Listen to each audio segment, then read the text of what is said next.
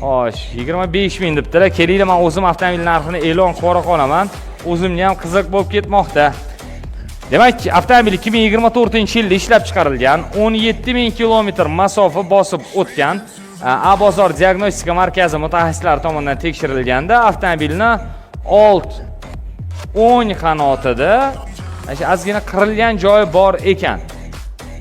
Mana shu qattiqdir kichkina qirilgan joyi bo'lsa kerak, buni ham mana ozgina kichkina qirilgan, mana bunaqa vimyatini chiqqan joyi bor ekan, bo'ldi.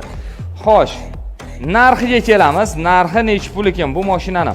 25 ming deb yozdilar. Jasur akam 24 ming. Qudrat akam assalomu alaykum Taliatidan tilar. Taliatidan ham kuzatishadi. 22 ming. Qani biz endi e'lon qilamiz. Menga ham juda ham qiziq bo'ldi bu avtomobilni asl narxi, sotilish narxi necha pulligi? 2024-yilda ishlab chiqarilgan, 17 ming kilometr masofa bosib o'tgan.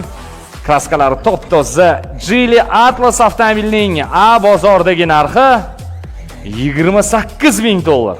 28 ming dollar. Endi 28 ming dollarga sizga nima